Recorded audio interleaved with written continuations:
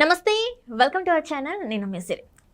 అంటే మనము ఒక ఇల్లు కొనాలా, అపార్ట్మెంట్ కొనాలా ఏంటి అని చాలామందికి డౌట్స్ అయితే ఉంటాయి. అంటే ఓపెన్ ప్లాట్స్ తీసుకుంటే మంచిదా, ఇండిపెండెంట్ హౌస్ తీసుకుంటే మంచిదా, లేకపోతే అపార్ట్మెంట్ తీసుకుంటే మంచిదా, అయితే దానికి ఎంత డబ్బులు కావాలి? మామూలుగా అయితే మన దగ్గర అంటే నార్మల్గా చూసుకుంటే 15 లక్షలు ఉంటాయి మన దగ్గర. ఒకవేళ 15 లక్షలే ఉంటే అపార్ట్మెంట్ తీసుకుంటే మంచిదా, లేకపోతే ల్యాండ్ తీసుకుంటే మంచిదా? సో ఈ అంశాన్ని మనకి వివరించడానికి అంటే రియల్ ఎస్టేట్ రంగంలో తనకంటూ ఒక మంచి గుర్తింపు తెచ్చుకున్న ఒక ప్రముఖ రియల్టర్ సంజయ్ నాయక్ గారు మనతో పాటు ఉన్నారు. నమస్కారం. నమస్తే మేడం. సార్, ఇప్పుడు చూస్తున్నట్టయితే 15 లక్షలు క్యాష్ ఉంటే నిజంగా అపార్ట్మెంట్ కొనడం మంచిదా, లేకపోతే ఓపెన్ ప్లాట్ తీసుకుంటే మంచిదా, లేకపోతే ఇండిపెండెంట్ హౌస్కి ఇట్లా ఇంత డౌన్ పేమెంట్ లాగా కట్టడం మంచిది, ఏది తీసుకుంటే మంచిది అంటారు? మీరన్న పాయింట్ చాలా వ్యాలిడ్ పాయింట్ మేడం. చాలా మందికి ఒక డ్రీమ్ ఉంటుంది. అందుకే పెద్దలు కూడా ఒక మాట అంటారు, ఇల్లు కట్టి చూడు పెళ్లి చేసి చూడు అంటారు. సో ఇల్లు అనేది ప్రతి ఒక్కరి లైఫ్లో ఒక డ్రీమ్, ఏ కేటగిరీ వాళ్ళైనా ఏ జాబ్ అయినా. సో ఇల్లు కొనాలంటే ఏంటంటే ఒక వెరీ వెరీ ఇంపార్టెంట్ ఏంటంటే మన పర్పస్ ఉండాలి. ఇప్పుడు చాలామంది హైదరాబాద్లో పుట్టి పెరిగిన వాళ్ళు ఉన్నారు, హైదరాబాద్ బయట వేరే వేరే స్టేట్ నుంచి డిస్ట్రిక్ట్ నుంచి వచ్చిన వాళ్ళు ఉన్నారు.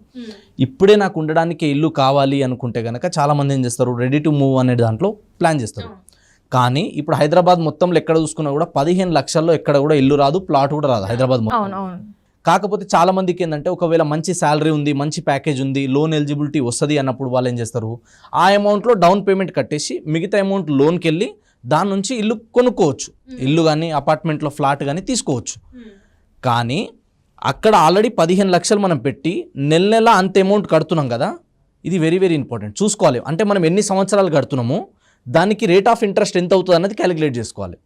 అండ్ ఎప్పుడు కూడా ఏంటంటే లోన్లో తీసుకున్న ఇల్లు, నాకు తెలిసినంత వరకు నా పర్సనల్ ఒపీనియన్ ఏంటంటే ఆ లోన్ మొత్తం క్లియర్ అయ్యేంత వరకు ఈ ఇల్లు నాది అనే సాటిస్ఫాక్షన్, ఆ ఫీలింగ్ ఉండదు. అవును, అది ఏదైనా కూడా ఒక వస్తువు తీసుకున్నా కూడా, ఫోన్ తీసుకున్నా కూడా ఈఎంఐ అయిపోయేంత వరకు ఒక టెన్షన్ ఉంటుంది. ఈఎంఐ అయిపోయాకనే ఈ ఫోన్ నాది అన్న ఫీలింగ్ వస్తుంది. మరి ఇల్లుకి అంత అమౌంట్ అవుతుంది కదా, ఇలా మరి 15 లక్షలే కట్టేసి మిగతాదంతా లోన్ ప్రాసెస్ అవ్వాలంటే ఎన్ని ఇయర్స్ పడుతుంది? అంటే ఎలాంటి ఏరియాలో తీసుకుంటే వీళ్ళు ఆ లోన్ని తొందరగా తీర్చగలుగుతారు, అసలు ఎలా? సో ఎప్పుడైనా కానీ ఇల్లు కొనుక్కునేటప్పుడు కూడా పిల్లలు చిన్నగా ఉన్నప్పుడు ఉంటే కనుక నేను వాళ్ళకి పర్సనల్గా ఏం సజెస్ట్ చేస్తాను అంటే, పిల్లలు చిన్నగా ఉన్నారు, ఇంకా స్కూల్ లెవెల్లో ఒక 5th క్లాస్ 6th క్లాస్ లోపే ఉన్నారంటే కదా, ఆ టైంలో ఇల్లు కొనడం కంటే ఆ టైంలో మనం బయట ఎక్కడైనా దూరంగా వెళ్ళి ఇన్వెస్ట్మెంట్ చేసి పెట్టుకొని వాళ్ళు ఒక 10th క్లాస్ వచ్చేసరికి మినిమం 9th 10thలో ఉన్నప్పుడు ఆ టైంలో ఇల్లు కట్టుకుంటే బాగుంటుంది. ఎందుకంటే దానికి ఒక రీజన్ ఉంది. మళ్ళీ ఇప్పుడు పిల్లలు చిన్నగా ఉన్నప్పుడు ఖర్చులు తక్కువ ఉంటాయి, పిల్లలు పెరిగే కొద్దీ లగేజ్ పెరుగుతూ ఉంటుంది, ఖర్చులు పెరుగుతూ ఉంటాయి. కాబట్టి మనకొచ్చే ఇన్కమ్ని డివైడ్ చేసుకొని మంత్లీ నాకు వచ్చే ఏదైతే బయట రెంట్ పే చేసే దాని బదులు దానికి ఇంకో 2,000 5,000 యాడ్ చేసుకుంటే ఈఎంఐ కట్టుకోగలుగుతా అనుకుంటే దానికి వెళ్ళొచ్చు. అంత ఎఫర్ట్ చేసి అది ఓపెన్ ప్లాట్ రాదు, మళ్ళీ మనకి ఏది వస్తుంది, ఇండిపెండెంట్ కూడా రాదు, ఓన్లీ అపార్ట్మెంట్లో ఫ్లాట్ మాత్రమే వస్తుంది. అలా కొనుక్కోవాలనుకున్న వాళ్ళు దానికి వెళ్ళొచ్చు. లేదు అంత అమౌంట్ కట్టి మంత్లీ అక్కడ మనం అంత అమౌంట్ పే చేసే బదులు ఇదే అమౌంట్ తీసుకెళ్ళి బయట ఎక్కడైనా ఇన్వెస్ట్మెంట్ చేస్తా, నాకు ఎలాంటి మెంటల్ టెన్షన్స్ ఉండొద్దు, అండ్ వచ్చే ప్రతి అమౌంట్ని నేను ఎక్కడో సిస్టమేటిక్గా ఇన్వెస్ట్మెంట్ చేసి పెట్టుకుంటా, లేదా దీని నుంచి నేను ఇంకేదైనా మనీ సంపాదించడానికి ప్లాన్ చేసుకుంటా అనుకునే వాళ్ళు ఉంటే కనుక సిటీ దాటి బయటికి వెళ్ళాలి. ఔటర్ రింగ్ రోడ్ దాటి బయటికి వెళ్తే కనుక మినిమం ఒక 15 to 20 కిలోమీటర్స్ దాటిన తర్వాతనే దొరుకుతాయి, ఓఆర్ఆర్ దాటిన తర్వాత. ఇప్పుడు కొన్ని ప్రైమ్ లొకేషన్లో తీసుకుంటే మనకి అఫోర్డబుల్ ప్రైజెస్ ఎక్కడ సైడ్ ఉన్నాయంటే కనుక మనకి బెంగళూరు హైవే ఒకటి అప్ టు మనకి జడ్చర్ల వరకు బాగుంటుంది ఎక్కడ ఇన్వెస్ట్మెంట్ చేసినా. మళ్ళీ చెప్తున్నా, హైవే నుంచి 10 కిలోమీటర్ రేడియస్ వరకు లెఫ్ట్ రైట్ ఎక్కడ ఇన్వెస్ట్మెంట్ చేసినా ఫ్యూచర్ బాగుంటుంది. సో 15 లక్షలు అంటే 10,000 గజం లెక్కన 150 గజాలు ఈజీగా కొనొచ్చు మనం. అది కూడా ఎక్కడి నుంచి కొనాలంటే షాద్ నగర్ నుంచి జడ్చర్ల మధ్యలో కొనాలి. సో ముంబై హైవేలో కూడా మనకి సదాశివపేట దాటినాకనే వస్తాయి, మళ్ళీ దానికి బిఫోర్ దొరకడం కష్టం 10,000.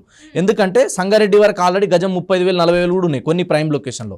వెంచర్లలో హెచ్ఎండిఏ లేఅవుట్లో తీసుకుంటే ప్రైస్ ఎక్కువ ఉంటుంది, డిటీసీపీలో వెళ్ళాలన్నా కొంచెం తక్కువ ఉంటుంది, బట్ ఆ ఏరియాలో అయితే రేట్లు ఎక్కువనే ఉన్నాయి. అది దాటిన తర్వాత సదాశివపేట నుంచి ముందుకు దొరుకుతాయి మనకి, మళ్ళీ హైవే నుంచి లోపలికి వెళ్ళాలి, హైవేకి దొరకదు. మళ్ళీ హైవేకి పెట్టాలంటే మినిమం 15,000 పైన ఉంటుంది గజం. కొంచెం లోపలికి వెళ్ళి పెట్టుకుంటే ఇన్వెస్ట్మెంట్ చేస్తే ఫ్యూచర్లో మంచి రిటర్న్ రావడానికి ఉంటుంది. తర్వాత Yadadri side, so Yadadri side కూడా ఏంటంటే అప్ టు వరంగల్ వరకు మనకు ఫ్యూచర్ ఉంటుంది ఖచ్చితంగా. కానీ నేనేం సజెస్ట్ చేస్తాను అంటే పర్సనల్గా ఆలేరు జనగాం ఈ ఏరియా వరకే మనం ఇప్పుడు ఇన్వెస్ట్మెంట్ చేసుకుంటే ఫ్యూచర్లో ఎక్కువ రిటర్న్ రావడానికి స్కోప్ ఉంటుంది అనమాట. దీని తర్వాత నెక్స్ట్ ఏంటంటే ఆల్రెడీ నా దగ్గర ఒక 15 లక్షలు ఉంది, ఇంకొంచెం అమౌంట్ నేను ఎఫర్ట్ చేయగలుగుతా, లేదా ఇంకేదైనా లోన్ తీసుకోగలుగుతా అంటే అదే అమౌంట్తో మనం ఇక్కడ ఇండిపెండెంట్ హౌస్ కానీ ఫ్లాట్ కానీ ఏదైనా తీసుకునే బదులు ఆ అమౌంట్కి ఇంకొంచెం అడిషనల్ అమౌంట్ యాడ్ చేసి ఇప్పుడు నేను చెప్పిన కొన్ని హైవేలలో కొన్ని ప్రైమ్ లొకేషన్లో కనుక మనం ఎక్కువ గజాలు తీసి పెట్టుకుంటే 5 ఏళ్ళకి ఒక జాబ్ చేసే వ్యక్తి 5 సంవత్సరాల్లో 10 సంవత్సరాలు ఎంతైతే సంపాదిస్తారో ఒక్కడే కష్టపడుతున్నాడు కదా జాబ్ చేస్తున్నాడు అంటే, నేను జాబ్ చేస్తే నాకు పైసలు వస్తున్నాయి, యాక్టివ్ ఇన్కమ్ కదా. నేను ఒక ప్రాపర్టీ కొని పెట్టుకుంటే నా కోసం ఆ ప్రాపర్టీ కష్టపడుతుంది, నా చెమట కష్టం లేకుండా, నా టైం, నా మనీ, నా ఎనర్జీ మళ్ళీ నేను ఇన్వెస్ట్మెంట్ చేయకుండా నా కోసం అవి కష్టపడుతూ ఉంటాయి అనమాట. సో ఇంటెలిజెంట్ ఇన్వెస్టర్స్ అందరూ, స్మార్ట్ ఇన్వెస్ట్మెంట్ చేసే వాళ్ళందరూ ఇదే చేస్తారు. వాళ్ళు పని చేస్తారు, వాళ్ళతో పాటు వాళ్ళ కోసం పనిచేసే ఒక ఆపర్చునిటీని క్రియేట్ చేస్తారు. ఆ ఆపర్చునిటీ ఎలా క్రియేట్ చేస్తారు? ఒక ప్రాపర్టీ మీద ఇన్వెస్ట్మెంట్ చేసి పెట్టుకుంటారు. ఒక కోడి తీసుకొచ్చి పెంచుతున్నారు అనమాట, డైలీ కోడి గుడ్డు ఇస్తూ ఉంది. అట్లా ప్రాపర్టీ మీద మనం ఇన్వెస్ట్మెంట్ చేస్తే ప్రాపర్టీ కూడా గుడ్లు పెడతా ఉంటుంది. అట్లా రిటర్న్స్ రావడానికి టైం పడుతుంది, కంపౌండింగ్ ఎఫెక్ట్. సో ఇది కనుక మనం అర్థం చేసుకొని పెట్టుబడి పెట్టగలిగితే అద్భుతమైన రిటర్న్స్ వస్తాయి. కానీ చాలా మంది మిడిల్ క్లాస్ వాళ్ళు చేసే పెద్ద మిస్టేక్ ఏంటంటే, చాలా మందికి లేనిదే ఏంటంటే ఓపిక ఉండదు. ఇంటెలిజెంట్ ఇన్వెస్టర్స్, మళ్ళీ చెప్తున్నా, నేను చూసిన ఒక గొప్ప ఇన్వెస్టర్లు ఎవరు అంటే వారన్ బఫెట్ గారు. ఆయన ఏమంటారంటే, ఎప్పుడైనా సరే లాంగ్ టర్మ్ ఇన్వెస్ట్మెంట్కి ఎక్కువ ప్లాన్ చేయాలంటారు అనమాట. ఎక్కువ టైం వెయిట్ చేస్తేనే కంపౌండింగ్ ఇంట్రెస్ట్ కానీ ఏదైనా చూసుకోండి మీరు, రాత్రి వడ్డీలు ఎప్పుడన్నా డబుల్ ట్రిపుల్ అయిపోతాయా? టైం పడుతుంది ఏదైనా సరే. సో మనం భూమి మీద పెట్టుబడి పెట్టాలన్నప్పుడు కూడా కొంచెం టైం తీసుకుంటే కనుక, ఎంత ఎక్కువ టైం ఆగితే అంత ఎక్కువ రిటర్న్స్ ఇస్తుంది ఎప్పుడైనా సరే. కానీ ఒక 10 సంవత్సరాల కన్నా ఎక్కువ ఆగగలిగితే ఎక్కడ ఇన్వెస్ట్మెంట్ చేసినా ఇప్పుడున్న మార్కెట్ కండిషన్లో హైదరాబాద్ సరౌండింగ్లో 100 కిలోమీటర్ రేడియస్లో ఎక్కడ ఉన్నా మినిమం 3 times పెరుగుతుంది 10 years అబోవ్ వెయిట్ చేయగలిగితే. అంటే ఇప్పుడు చాలా మంది ఏంటంటే హైదరాబాద్లోనే మనకి కావాలి అని చెప్పేసి కొంతమంది ఉంటుంది, ఎందుకంటే జాబ్ లొకేషన్స్లో కావాలి. అండ్ ఇంకొకటి ఏంటంటే స్కూల్స్ అన్ని ఇక్కడే ఉంటాయి, పిల్లలు ఉంటాయి. మీరు చెప్పింది ఏంటంటే బయట చేయమన్నారు. ఒకవేళ 15 లక్షలు ఉంటే మరి అపార్ట్మెంట్స్ దొరకవంటారా? దొరుకుతాయి. 15 లక్షల్లో మనకి డౌన్ పేమెంట్ కట్టి మిగతా అమౌంట్ లోన్ పెట్టుకొని చేసుకోవచ్చు.